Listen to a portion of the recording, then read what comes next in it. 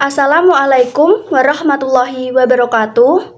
Kami dari kelompok 2, jurusan Pendidikan Guru Sekolah Dasar, Fakultas Ilmu Pendidikan, Universitas Negeri Semarang, akan menjelaskan tentang hakikat pendidikan dan unsur-unsur pendidikan dalam mata kuliah pengantar ilmu pendidikan yang diampu oleh Bapak Imam Sofwan, SPT MPT. Sebelumnya, saya Putri Anissa Susanti, NIM 14014222026. Dan rekan-rekan saya silahkan. Saya Junita Natasha Ramawati, NIM 14014222024. Perkenalkan, nama saya Syafila Ivan Sariandriani dengan NIM 14014222025. Perkenalkan, nama saya Widya Perlestumeang, NIM 14014222027. Halo, perkenalkan saya Catherine Ermonovita dengan NIM 1401422028. Perkenalkan, saya Rosa Andriani dengan NIM 14014222029. Halo, perkenalkan, nama saya Mezaluna Karismatika Diasure dengan NIM 14014221126. Perkenalkan, nama saya Fatima Nursyifa Cleverbright dengan NIM 14014221118. Selanjutnya, definisi pendidikan. Beberapa pengertian pendidikan menurut para ahli atau teori.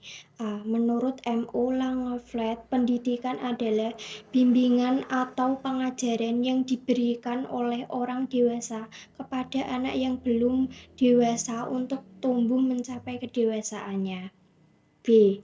Ki Hajar Dewantara menyatakan bahwa pendidikan adalah daya upaya untuk memajukan tumbuhnya budi pekerti dan pikiran. Di sini saya akan melanjutkan materi mengenai definisi pendidikan.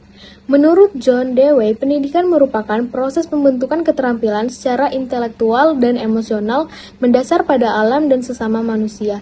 Undang-Undang Sistem Pendidikan Nasional atau UU SPN nomor 20 tahun 2003 bab 1 bagian 1 mendefinisikan pendidikan sebagai usaha untuk menciptakan lingkungan yang sadar dan terencana, belajar dan mendorong siswa untuk aktif mengembangkan potensi kepribadian, kecerdasan, akhlak mulia, dan kemampuan dirinya untuk masyarakat dan negara.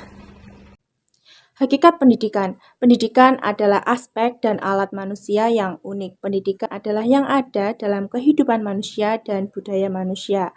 Kebudayaan hanya dapat dibentuk melalui pendidikan. Oleh karena itu, pendidikan diperlukan untuk membudayakan dan memanusiakan manusia.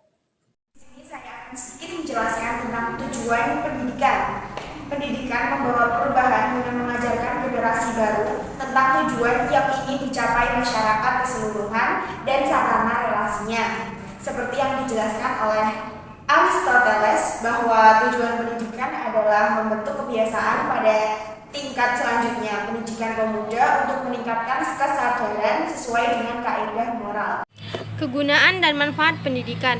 Pendidikan berperan aktif dalam masyarakat untuk mencapai apa yang diinginkan masyarakat, termasuk perdamaian. Menurut Hamalik tahun 1994, fungsi dan manfaat pendidikan ialah untuk mempersiapkan peserta didik. Mempersiapkan siswa berarti bahwa mereka secara inheren tidak siapkan dan persiapkan. Nah, selanjutnya yaitu mazhab-mazhab yang terdapat dalam filsafat pendidikan. Brubaker dalam surah di tahun 2016 menjelaskan bahwa filsafat pendidikan dapat dan dikelompokkan menjadi dua dasar, yaitu filosofi atau filsafat pendidikan progresif dan konservatif. Filsafat progresif didukung oleh filsafat pragmatisme John Dewey dan romantik naturalisme dari Gigi Rorse.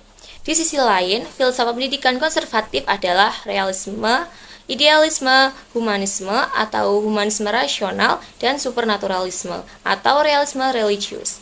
Inilah lahirnya filsafat pendidikan, esensialisme, dan plenialisme. Saya di sini akan menjelaskan unsur-unsur pendidikan. Unsur-unsur pendidikan menurut Ansori dan Utami 2018 adalah sebagai berikut. Yang pertama, peserta didik. Peserta didik atau siswa dalam pendidikan sebagai subjek didik. Yang kedua adalah pendidik.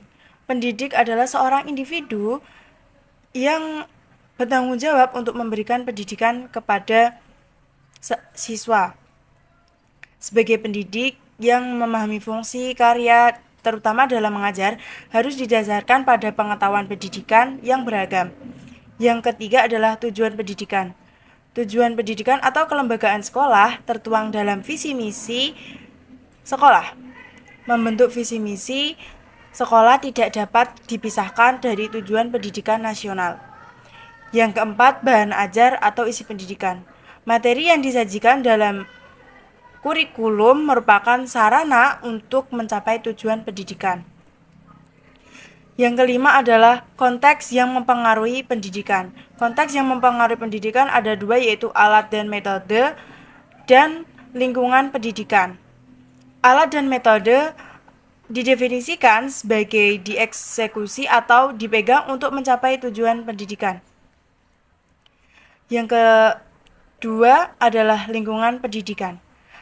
Dalam proses pendidikan, seorang siswa berlangsung di rumah, sekolah, dan di masyarakat. Unsur-unsur tersebut saling mempengaruhi dalam pendidikan siswa. Sekian video pembahasan dari kelompok kami.